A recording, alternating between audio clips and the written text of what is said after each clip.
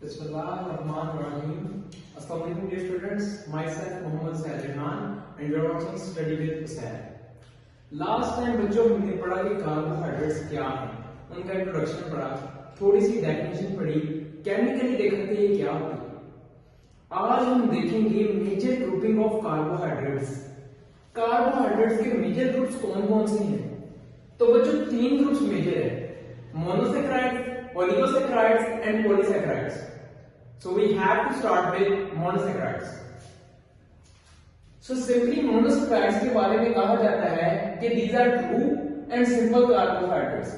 इनको ही असल में कार्बोहाइड्रेट्स कहा जाता है। बेसिक जो बिल्डिंग ब्लॉक है कार्बोहाइड्रेट्स का वो मोनोसैकेराइड है, इसलिए इनको ट्रू कार्बोहाइड्रेट और सिंपल कार्बोहाइड्रेट कहा जाता है। 3 to 7 number of carbon atoms. Monosaccharides के अंदर ना 3 से 7 कार्बन एटम्स हो सकते हैं। कार्बोहाइड्रेट्स के अंदर कार्बन होगा, हाइड्रोजन होगा और ऑक्सीजन होगा और इसके डेरिवेटिव भी हो सकते हैं। तो 3 to 7 carbon atoms in monosaccharides. इनकी प्रॉपर्टीज क्या हैं? इनकी प्रॉपर्टीज ये हैं कि it is composed of 1 sugar unit. Sugar का सिर्फ एक यूनिट होता है इसके अंदर, यानी कि ग्लूकोज एक शुगर का यूनिट है, तो ये एक मोनोसैकेराइड है, 1 शुगर यूनिट है। इजीली सॉल्युबल इन वाटर, ये वाटर के अंदर इजीली सॉल्युबल है। अगली बात, स्वीट इन टेस्ट। बच्चों इनको चखा जाए तो ये मीठे लगते हैं। अच्छा, स्वीट इन टेस्ट के अलावा फ्रुक्टोज जो है ना, इनमें से फ्रुक्टोज जो कि कीटो शुगर है वो सबसे स्वीटेस्ट है। ये एमसीक्यूज आ जाता है कि इनमें से सबसे स्वीटेस्ट कौन सा है, तो we have to say that fructose is the sweetest among monosaccharides.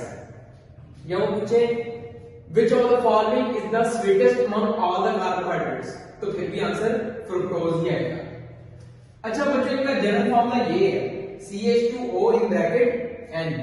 इसको हम ऐसे भी लिख सकते हैं CN H2N और ON। ठीक हो गया?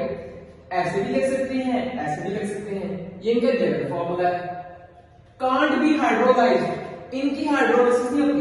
क्यों?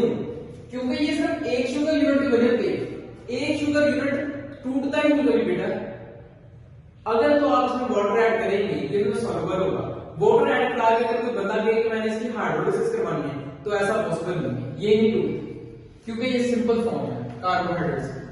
इनकी क्लासिफिकेशन पे आया जाए तो क्लासिफिकेशन हम कुछ इस तरह करते हैं, नंबर ऑफ कार्बन एटम्स कितने होंगे, और दूसरी बात एंडोफॉर्म है या कीटोफॉर्म है। एंडोफॉर्म और कीटोफॉर्म का कैसे पता चलता है? बच्चों एंडोफॉर्म का मतलब है कि इसमें फंक्शनल ग्रुप CHO है और कीटोफॉर्म का मतलब है कि इसमें functional group C double bond है।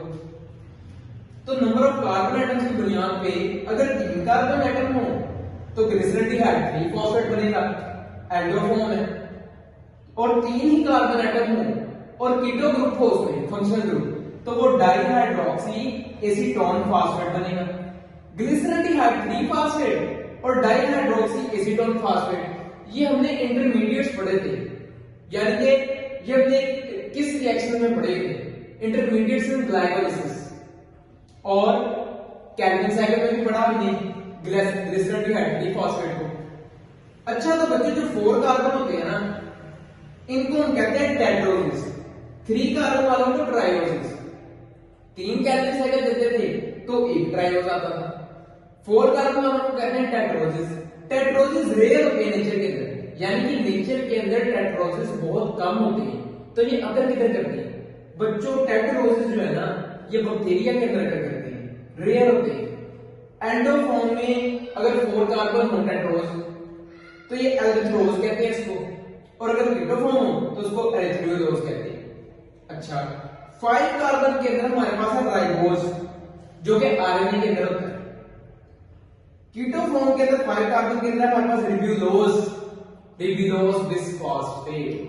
कहां पढ़ा था हमने? जी हां, केल्विन साइकिल के अंदर। तो रिब्यूलोज वो वाला है जो हमने केल्विन साइकिल के अंदर पढ़ा था, यानी कि ये तो आरएनए के अंदर होता है, ये हमने पढ़ा केल्विन साइकिल के अंदर। 6 कार्बन में हमारे पास एल्डोफॉर्म में ग्लूकोज है, कीटोफॉर्म में हमारे पास फ्रुक्टोज है।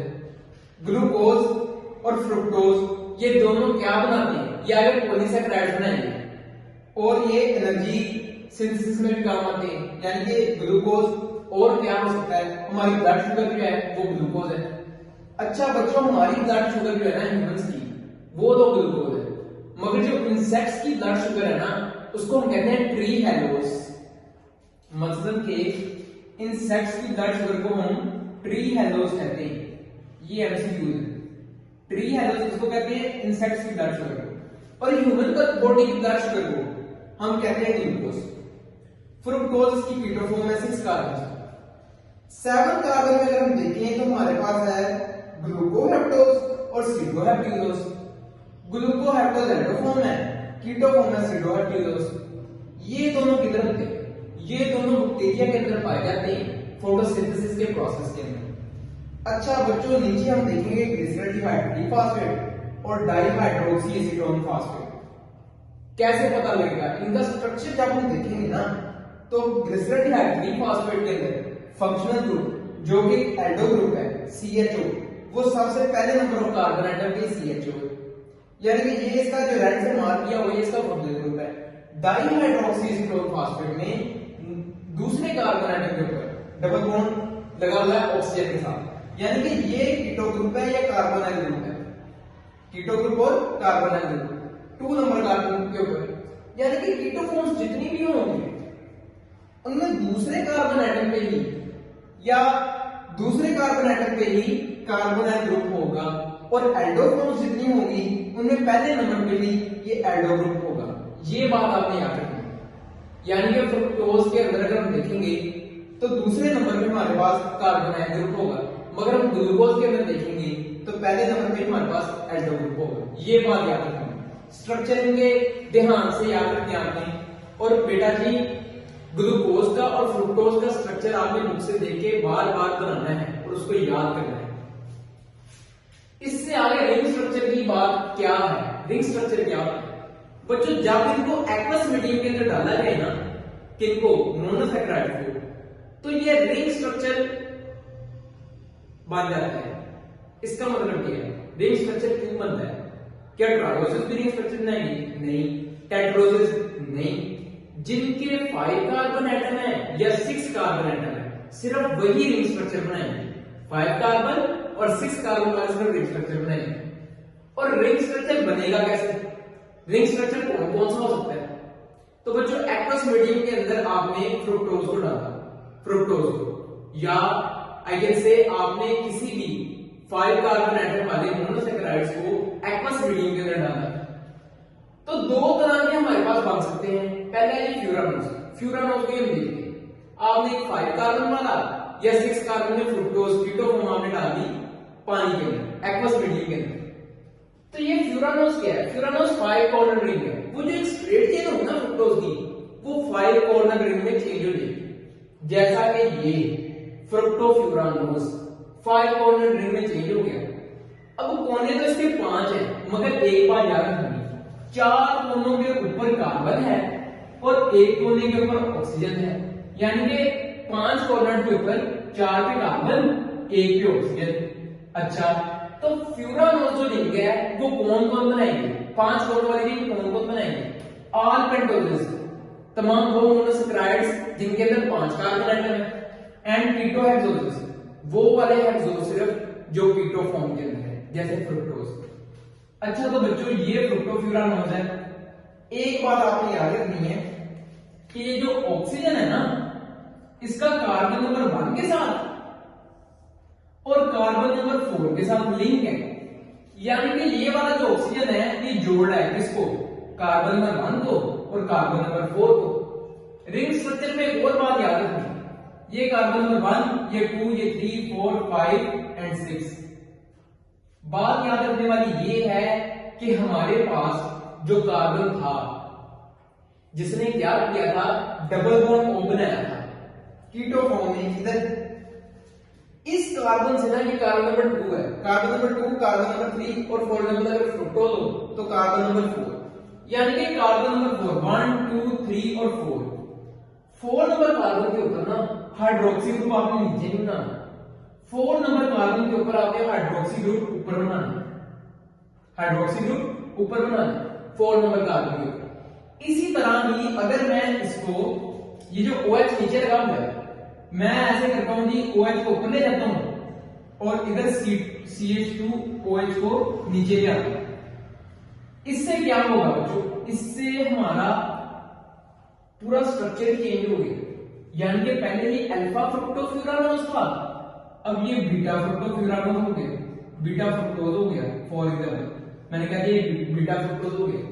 यानी कि बीटा चाहे फ्रुक्टोज हो चाहे ग्लूकोज हो, जब हाइड्रोक्सी ग्रुप कार्बन नंबर 1 में ऊपर की तरफ आ जाएगा तो उसको हम बीटा फ्रुक्टोज या बीटा ग्लूकोज या एक्सेट्रा जो भी होगा, बीटा वाला मोनोसैकेराइड बनेगा। अल्फा वाला मोनोसैकेराइड उस वक्त बनेगा जब ये वाला हाइड्रोक्सी ग्रुप नीचे होगा, कार्बन नंबर 1 से नीचे होगा।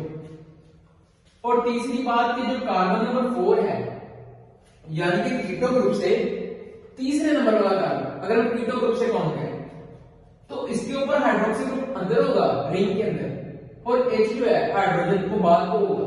ये बात याद रखनी है फ्रुक्टोज के स्ट्रक्चर में। अच्छा बच्चों, पायरानोल रिंग कब बनेगी? जब भी किसी हेक्सोज को जो कि एंडोफॉर्म के अंदर हो, फॉर एग्जांपल ग्लूकोज, उसको हम एक्वस मीडियम के अंदर डालते हैं तो वो भी एक रिंग स्ट्रक्चर बनाता है। मगर साइंसदान हैरान हो जाता है कि इसके 5 कार्बन का रिंग नहीं होता, इसका जो रिंग होता है वो 6 कार्बन रिंग होता है, 6 कॉर्नर रिंग होता है, सॉरी 6 कॉर्नर रिंग होता है। उसमें 5 कार्बन होते हैं और 1 ऑक्सीजन होता है। जैसे ये वाला 1 2 3 4 5 कार्बन और 1 ऑक्सीजन। और ये सिर्फ और सिर्फ पायरानोज का जो रिंग है ये सिर्फ एल्डोहेक्सोसिस बनाएंगे। फॉर एग्जांपल ग्लूकोज हेक्सोसिस ऐसे जो एल्डोफॉर्म में होंगे ग्लूकोज। अच्छा, इधर क्या देखने वाली बात है, इधर भी ग्रुप में बात करूंगा। ये अल्फा ग्लूकोज है, क्यों? OH ग्रुप नीचे है, कार्बन नंबर 1 के नीचे है OH ग्रुप। मैं इधर चेंजेस करता हूं जी, इधर मैं ले आता हूं जी H ग्रुप, इधर मैं ले आता हूं OH ग्रुप। ये बीटा ग्लूकोज बन गया, क्या बना? Beta glucose. ऐसे ही एक और बात, ये कार्बन नंबर 1 था, ये कार्बन नंबर 2 हो गया और ये कार्बन नंबर 3। उधर मैंने आपको कहा कि आपने फंक्शनल ग्रुप से तीसरा कार्बन देखना। फंक्शनल ग्रुप से कहां गया? ये वाला फंक्शनल ग्रुप से, ये वाला कार्बन फंक्शनल ग्रुप है, इससे तीसरा कार्बन मतलब 1 2 और 3, ये तीसरा कार्बन है। यहां भी आपने फंक्शनल ग्रुप से तीसरा कार्बन देखना है, मतलब 1 2 एंड 3, ये तीसरा कार्बन हो गया। बच्चों इस तीसरे कार्बन के ऊपर ना ग्लूकोज में OH आपने ऊपर लिख देना है, यानी कि रिंग के अंदर, और हाइड्रोजन आपने नीचे लिखना है। ये ग्लूकोज का स्ट्रक्चर होगा, OH ऊपर और हाइड्रोजन नीचे, ये ग्लूकोज का स्ट्रक्चर होगा।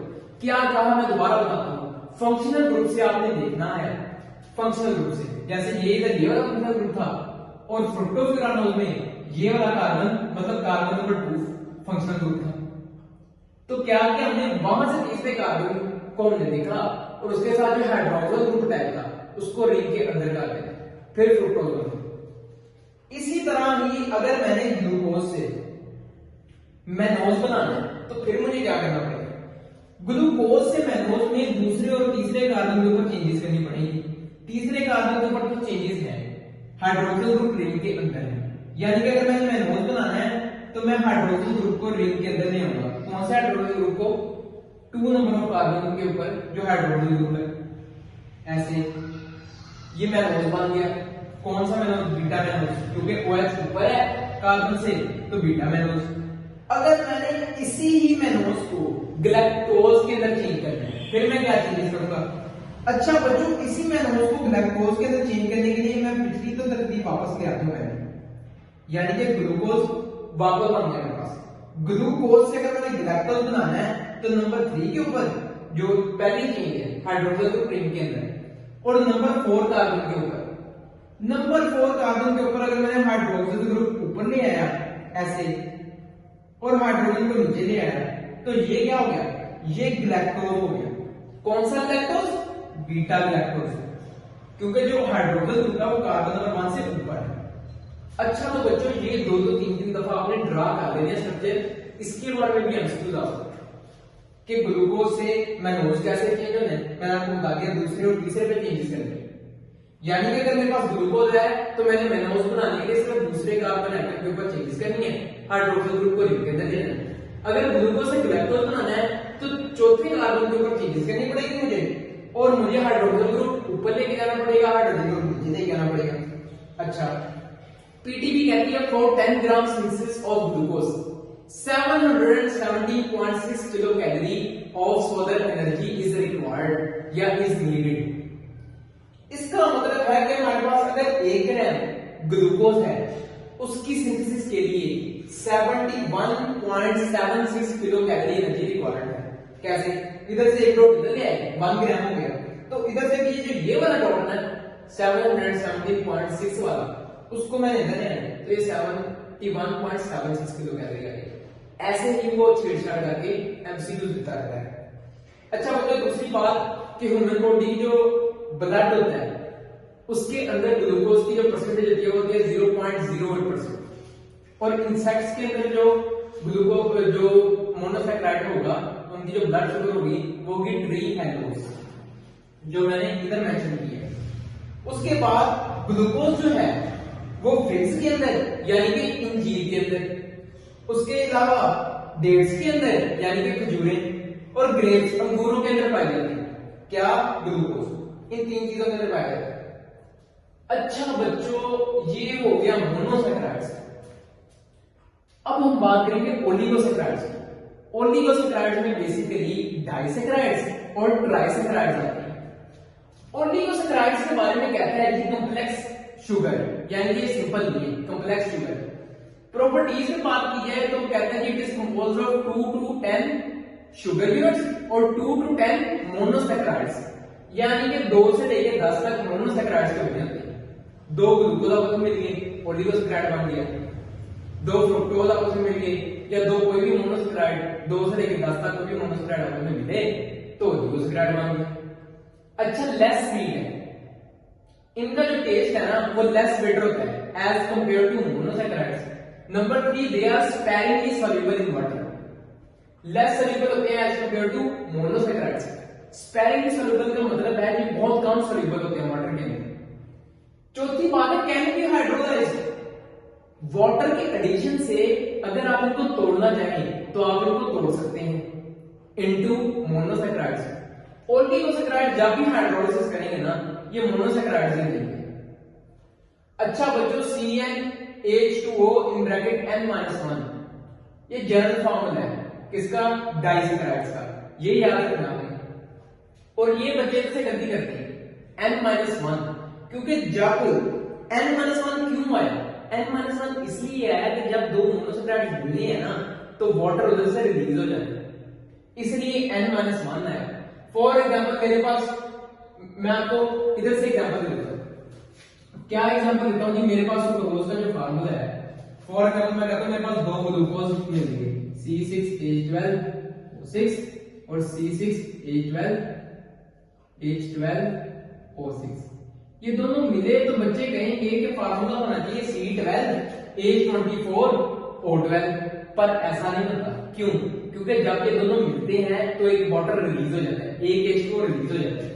नतीजा तो हमारे पास आता है जी C12H22O11, जिसको हम माल्टोज कहते हैं। माल्टोज कहते हैं, 2 ग्लूकोज के मिलने से माल्टोज आया। C12H22O11 24 नहीं आया क्योंकि 2 हाइड्रोजन और O12 की जगह O11 आया। एक हमारे पास ऑक्सीजन, वो तो वाटर की शक्ल में रिलीज हो गई जब ये दोनों कंडेंस हुए। कंडेंसेशन हमने लास्ट लेक्चर में पढ़ा था कि जब 2 मोनोमर एक दूसरे के साथ कंबाइन होंगे तो वाटर का मॉलिक्यूल रिलीज हो जाएगा, resulting into a new product. अच्छा बच्चों, जॉइंट टू ग्लाइकोसिडिक लिंकेज, जब भी 2 मोनोसैकेराइड्स जुड़ेंगे ना आपस में, उनके जो दरमियान वाला लिंकेज होगा ना, जो यानी कि बॉन्ड होगा, उसको कहते हैं ग्लाइकोसिडिक बॉन्ड या ग्लाइकोसिडिक लिंकेज। अच्छा, ये तो होगी प्रॉपर्टीज। प्रॉपर्टीज के बाद क्लासिफिकेशन क्या है? डाइसैकेराइड्स जो है ना उनकी क्लासिफिकेशन हम पढ़ेंगे। डाइसैकेराइड में माल्टोज है, सुक्रोज है, लैक्टोज है। इनके सोर्स क्या है? माल्टोज आमतौर पर फ्रूट्स के अंदर होती है, इसको कॉमन नेम जो है इसका वो है माल्ट शुगर। फ्रूट्स के अंदर होती है, कॉमन नेम क्या है? Malt sugar. सुक्रोज जो है वो शुगर केन के अंदर होती है, आम जो डोमेस्टिक शुगर यूज होती है। इसको केन शुगर भी कहते हैं क्योंकि ये गन्ने से हासिल की जाती है। अच्छा बच्चों, तीसरे नंबर पे लैक्टोज, ये मिल्क के अंदर होती है, इसको हम मिल्क शुगर भी कहते हैं, और लैक्टेज एंजाइम हमारी बॉडी के अंदर होता है, गट के अंदर, जो इसको डाइजेस्ट करता है। अच्छा बच्चों, मोनोमर कौन कौन से हैं, ये जानना बहुत जरूरी है। यानी कि माल्टोज दो अल्फा ग्लूकोज जिनका हाइड्रोजन ग्रुप कार्बन नंबर 1 के नीचे होगा, दो अल्फा ग्रुप के आपस में कंडेंस होने से माल्टोज बनता है, और इनका जो लिंकेज होगा वो अल्फा 1,4 होगा। यानी कि एक अल्फा ग्लूकोज का कार्बन नंबर 1 और दूसरे अल्फा ग्लूकोज का कार्बन नंबर 4, ये दोनों आपस में कंडेंस करेंगे और हमारे पास माल्टोज बनेगा। तरकीब आगे पीछे नहीं करनी। फॉर एग्जांपल, आपको अगली बात मैं बताता हूं कि सुक्रोज के अंदर जो मोनोमर्स दो जुड़ेंगे ना, मोनोमर्स दो के जुड़ने से क्या बनेगा, सुक्रोज। कौन कौन से monomers, alpha glucose and beta fructose. यानी कि इसके अंदर जो लिंकेज होगा अल्फा 1,2, यानी कि अल्फा ग्लूकोज के कार्बन नंबर 1 पे जो भी हमारे पास OH होगा, और बीटा फ्रुक्टोज के अंदर ध्यान से सुनने बात, बीटा फ्रुक्टोज का कार्बन नंबर 2, यानी कि बीटा फ्रुक्टोज का ये वाला कार्बन, ये कार्बन नंबर 1 था, ये कार्बन नंबर 2 है। मैं क्या देख देता हूं, ये कार्बन नंबर 2 है, ये वाला कार्बन नंबर 2 है। यानी कि कार्बन नंबर 1 अल्फा ग्लूकोज का, कार्बन नंबर 2 बीटा फ्रुक्टोज का, ये आपस में अल्फा 1,2 ग्लाइकोसिलिक लिंकेज से जुड़ते हैं। और इनके अंदर एक जो स्पेशल बात है, ये नॉन रिड्यूसिंग है। कैसे? क्योंकि अल्फा 1 और 2 आप उन्हें दोनों लिंक कर लेते हैं, और इनके अंदर कोई भी फंक्शनल ग्रुप दूसरे रिएक्शंस के लिए या बाद में होने वाले रिएक्शंस के लिए होता ही नहीं, इसलिए कोई फंक्शनल ग्रुप अवेलेबल नहीं होता रिएक्शंस के लिए, ये आगे रिएक्ट नहीं कर सकते, इसलिए ये रिड्यूसिंग शुगर्स नहीं है। अच्छा, लैक्टोज जो है वो बीटा लैक्टोज और बीटा ग्लूकोज के मिलने से बनता है, दोनों कंडेंस करेंगे और लैक्टोज बन जाएगा हमारे पास। इसके अंदर जो लिंकेज होगा बीटा 1,4, यानी कि बीटा लैक्टोज का कार्बन नंबर 1 और बीटा ग्लूकोज का कार्बन नंबर 4, तो बीटा 1,4। बच्चों अगर तो आपने तरतीब ऊपर नीचे कर दी ना, यानी कि बीटा ग्लूकोज को पहले लिख दिया, बीटा लैक्टोज को बाद में लिख दिया, तो वो खराब हो जाना काम, ऐसे नहीं बनते। हल्की सी भी तरतीब आगे पीछे हुई तो कोई और ऑलिगोसैकराइड बन जाना, ये वाला नहीं बनता। अच्छा जी, तो ये थी क्लासिफिकेशन थोड़ी सी डाइसैकराइड्स की। ये बहुत इंपॉर्टेंट पॉइंट्स हैं, इनके लिंकेजेस कौन से होते हैं, सोर्स क्या है, ये आप याद रखते हैं।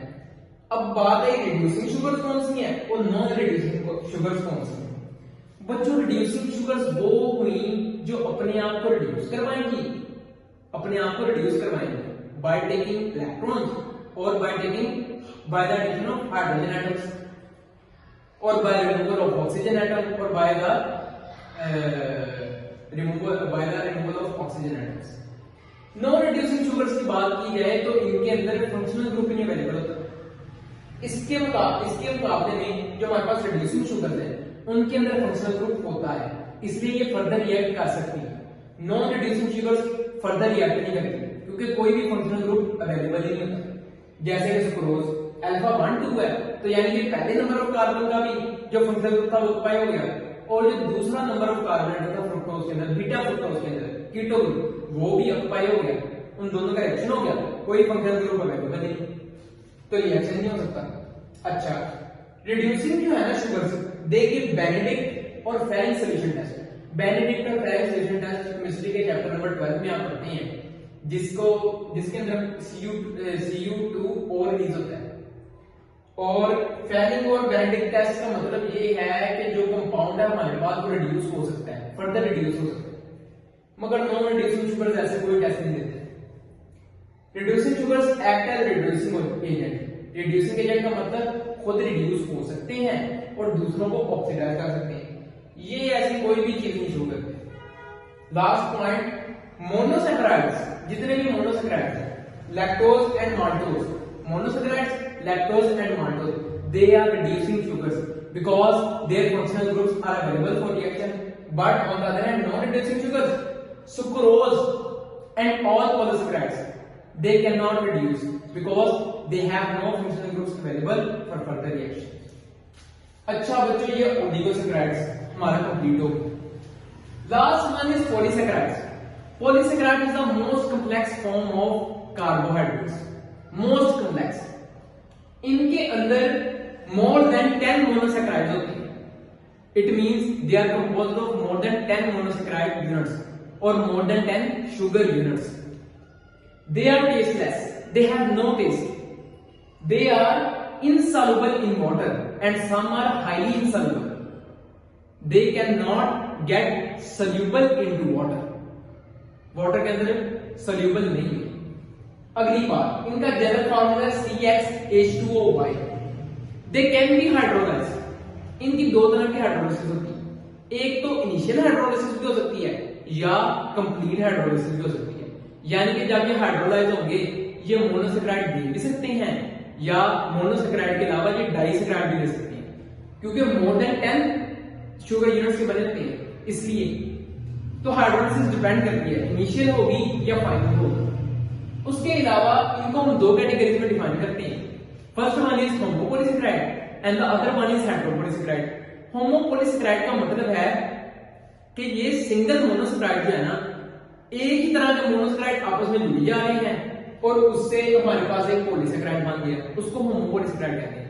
मगर अगर हमारे पास डिफरेंट मोनोसैकेराइड्स आपस में जुड़े और वो एक पॉलीसैकेराइड बने, डिफरेंट मोनोसैकेराइड आपस में जुड़े और वो एक पॉलीसैकेराइड बने, हम उसको हेटेरोपॉलीसैकेराइड कहेंगे. होमोपॉलीसैकेराइड में हमारे पास स्टार्च है, ग्लाइकोजन है, सेलुलोज है और काइटिन है. दूसरी तरफ हेटेरोपॉलीसैकेराइड में हमारे पास एगर है, पैक्टिन है और डेक्स्ट्रिन है. काइटिन के बारे में एक बात बड़ी मजे की है. काइटिन बच्चों होमोपॉलीसैकेराइड तो है पर ये हेटेरोपॉलीमर है, क्योंकि इसके अंदर सिर्फ कार्बन, हाइड्रोजन, ऑक्सीजन नहीं होते, इसके अंदर नाइट्रोजन भी होता है. इसलिए इसको हेटेरोपॉलीमर और होमोपॉलीसैकेराइड कहते हैं. अच्छा बच्चों, इनमें चार जो हमने डिस्कस करने हैं ना, वो है स्टार्च, ग्लाइकोजन, सेलुलोज, काइटिन. सबसे पहले मैं बात करूंगा कि ये पाए कहां जाते हैं, किस किस ऑर्गेनिज्म के अंदर पाए जाएंगे. स्टार्च ग्रीन एल्गी और प्लांट्स के अंदर, ग्लाइकोजन एनिमल्स के अंदर और फंजाई के अंदर. ग्लाइकोजन को दूसरा नाम दिया जाता है एनिमल स्टार्च. एनिमल्स के अंदर पाए जाने वाले स्टार्च कौन है? ग्लाइकोजन. सेलुलोज की बात की जाए तो ये प्लांट की सेल वॉल के अंदर और ग्रीन एल्गी के अंदर पाए जाते हैं. इसी तरह काइटिन जो है वो फंजाई की सेल वॉल के अंदर पाया जाता है. अगली बात कि ये किस हिस्से में स्टोर होते हैं, लोकेशन क्या है. स्टार्च की लोकेशन है सीड्स, ग्रेन्स एंड सीरियल्स. जो आप नाश्ते के तौर पे फौजी फ्लेक्स या दूसरे तरह के सीरियल्स खाते हैं, जो बाजरा वगैरह या गंदम, ये उनके अंदर स्टोर होता है. इसको हम उर्दू में नशास्ता कहते हैं. अच्छा, ग्लाइकोजन कहां स्टोर होता है? ग्लाइकोजन बच्चों हमारे लीवर के अंदर और हमारे मसल्स के अंदर स्टोर होता है. अच्छा, सेलुलोज होता है सेल वॉल के अंदर, प्लांट की सेल वॉल के अंदर. काइटिन होता है सेल वॉल के अंदर मगर फंजाई के सेल वॉल के अंदर. सेलुलोज के बारे में एक जो बात मशहूर है ना, कहते हैं it is the most abundant form of carbohydrate on planet earth. Most abundant form है. सेकेंडली जो मोस्ट अबंडेंट है ना वो है काइटिन. दूसरे नंबर पे काइटिन मोस्ट अबंडेंट है. पहले नंबर पे सेलुलोज, दूसरे नंबर पे काइटिन मोस्ट अबंडेंट. तीसरी बात है कि सॉल्युबिलिटी क्या है. बच्चों जो एमाइलोज होता है ना, सेलुलोज बेसिकली जो स्टार्च का स्ट्रक्चर है ना, वो दो चीजों में मुश्किल होता है, एमाइलोज और एमाइलोपेक्टिन. एमाइलोज अनब्रांच होता है, एमाइलोज अनब्रांच होता है. इसलिए एमाइलोज जो है वो हॉट वाटर के अंदर सॉल्युबल होता है मगर कोल्ड वाटर के अंदर सॉल्युबल नहीं होता. हॉट वाटर के अंदर सॉल्युबल होता है. अमाइलोपेक्टिन ना हॉट के अंदर सॉल्युबल है ना कोल्ड के अंदर सॉल्युबल है. इसी तरह ग्लाइकोजन भी इनसॉल्युबल है वाटर के अंदर, चाहे हॉट हो चाहे कोल्ड हो. सेलुलोज हाईली इनसॉल्युबल है. सेलुलोज तो बिल्कुल भी सॉल्युबिलिटी शो नहीं करता वाटर के साथ. काइटिन का भी यही हाल है, वो भी वाटर के अंदर सॉल्युबल नहीं. अगली बात, आयोडीन टेस्ट होता है बच्चों, यानी कि आयोडीन टेस्ट किया जाता है पॉलीसैकेराइड के साथ. तो अगर तो हमारे पास स्टार्च होना सैंपल के अंदर तो हम आयोडीन टेस्ट करें, आयोडीन के ड्रॉप्स गिराएं स्टार्च के ऊपर तो वो ब्लू कलर शो करेगी. मगर अगर हमारे पास ग्लाइकोजन हो तो वो रेड कलर शो करेगी आयोडीन टेस्ट के साथ. सेलुलोज और काइटिन का आयोडीन टेस्ट से कोई पता नहीं चलता। क्यों? क्योंकि ये कोई कलर नहीं शो करते, ये अपना कलर वैसे का वैसे रखते हैं, ये कलर चेंज करते ही नहीं। अगली बात, इनके अंदर ब्रांचिंग होती है कि नहीं होती? बच्चों एमाइलोज के अंदर ना, एमाइलोज के अंदर ब्रांचिंग नहीं होती। ये तो सॉरी, एमाइलोज के अंदर ब्रांचिंग नहीं होती। ब्रांचिंग होती है अमाइलोपेक्टिन के अंदर, ब्रांचिंग होती है अमाइलोपेक्टिन के अंदर। ग्लाइकोजिन हाईली ब्रांच होते हैं। ग्लाइकोजिन का और अमाइलोपेक्टिन का स्ट्रक्चर आपस में काफी हद तक मैच करता है, मगर एक डिफरेंस है, ग्लाइकोजिन हाईली ब्रांच होते हैं। ब्रांच तो दोनों है, अमाइलोपेक्टिन भी और ग्लाइकोजिन भी, मगर ग्लाइकोजिन के अंदर जो ब्रांचिंग होती है वो ज्यादा होती है as compare to amylopectin. Cellulose they have no branching and chitin as well they have no branching. The next one is linkages. कौन कौन सा लिंकेज पाया जाएगा? तो बच्चों एमाइलोज के अंदर अल्फा 1,4 लिंकेज होगा, अल्फा 1,4। एक बात बता दूं आपको, जहां पे अल्फा 1,4 लिंकेज होगा ना वो आमने सामने जुड़े होंगे, पर जहां पे अल्फा 1,6 होगा ना वो ऐसे एक दूसरी लाइन एक दूसरे में अटैच होंगे, यानी कि वो एक दूसरी लाइन के साथ जुड़े होंगे। इसको हम ब्रांचिंग कहते हैं, अल्फा 1,6 को। जहां पे अल्फा 1,6 लिंकेज होगा वहां भी ब्रांचिंग होती है। अल्फा 1,4 और अल्फा 1,6 अमाइलोपेक्टिन के अंदर होते हैं, यानी कि अमाइलोपेक्टिन ब्रांचिंग शो करता है। ग्लाइकोजिन के अंदर अल्फा 1,4 और अल्फा 1,6 होते हैं। अल्फा 1,6 इसलिए होते हैं क्योंकि ये हाईली ब्रांच होते हैं। सेलुलोज के अंदर होता है बीटा 1,4। बीटा 1,4 क्यों होता है? क्योंकि ये बीटा ग्लूकोज, दो बीटा ग्लूकोज के मिलने से बनता है, इसलिए हम इसको बीटा 1,4 लिंकेज कहते हैं। काइटिन के अंदर ना इसका जो, यानी कि जिससे काइटिन जिसकी कंडेंसेशन से बनता है उसको हम कहते हैं N acetyl glucosamine. N acetyl glucosamine कहते हैं इसको। जब हम एन एसिटाइल ग्लूकोसामाइन को जब कंडेंस करते रहते हैं एक दूसरे के अंदर तो फिर हमारे पास काइटिन बनता है। अगली बात, इनिशियल हाइड्रोलिसिस और कंप्लीट हाइड्रोलिसिस। पहले बात करूंगा कंप्लीट हाइड्रोलिसिस, यानी कि हाइड्रोलिसिस कंप्लीट होगी। कंप्लीट हाइड्रोलिसिस के ऊपर बच्चों एक बात याद रखिए, कंप्लीट हाइड्रोलिसिस के ऊपर पॉलीसेकेराइड हमेशा एक मोनोसेकेराइड देगा, मगर इनकम्प्लीट या इनिशियल हाइड्रोलिसिस के ऊपर पॉलीसेकेराइड मोनोसेकेराइड नहीं देता, उस वक्त वो डाइसेकेराइड देगा। अच्छा, स्टार्च की कंप्लीट हाइड्रोलिसिस करें तो हमारे पास अल्फा ग्लूकोज आता है। ग्लाइकोजिन की कंप्लीट हाइड्रोलिसिस करें अल्फा ग्लूकोज आता है। सेलुलोज की कंप्लीट हाइड्रोलिसिस करें बीटा ग्लूकोज आता है। काइटिन की कंप्लीट हाइड्रोलिसिस हो तो बीटा ग्लूकोज आता है। मगर जब इनिशियल हाइड्रोलिसिस की जाती है, एमडीकैट 2024 में पेज नंबर 2 के ऊपर बायोलॉजी के क्वेश्चन में ये एमसीक्यू आया है कि starch upon initial hydrolysis give, तो उसका करेक्ट ऑप्शन था माल्टोज। बड़े बच्चों ने गलत किया था, फैक्टर की बुक ने मेंशन किया हुआ है इनिशियल हाइड्रोलिसिस का कांसेप्ट, यानी कि जब उसको हाइड्रोलिसिस किया ना तो इंटरमीडिएट जो कंपाउंड बनेगा ना वो इनिशियल हाइड्रोलिसिस का प्रोडक्ट होता है। यानी कि इसकी इनिशियल हाइड्रोलिसिस से, स्टार्च की इनिशियल हाइड्रोलिसिस से माल्टोज बनता है जो कि एक डाइसेकेराइड है। ग्लाइकोजिन की इनिशियल हाइड्रोलिसिस से माल्टोज बनता है, एक डाइसेकेराइड। पर सेलुलोज की हाइड्रोलिसिस से, इनिशियल हाइड्रोलिसिस से हमारे पास सेलुलोबायोज बनता है। क्या बनता है? सेलुलोबायोज। ये पॉइंट याद रखना, इससे माल्टोज नहीं बनता। सेलुलोज की इनिशियल हाइड्रोलिसिस से हमारे पास बनता है सेलुलोबायोज। और काइटिन की इनिशियल हाइड्रोलिसिस लिखी नहीं हुई, इसकी सिर्फ कंप्लीट हाइड्रोलिसिस लिखी। तो बच्चों ये थे major groups of carbohydrates. Next lecture में हम प्रोटीन के साथ अपना अगला लेक्चर शुरू करेंगे। अगले लेक्चर तक अपना ख्याल रखिए। वीडियो पसंद आई हो तो लाइक, शेयर और सब्सक्राइब कीजिएगा। अगले लेक्चर तक अल्लाह हाफिज।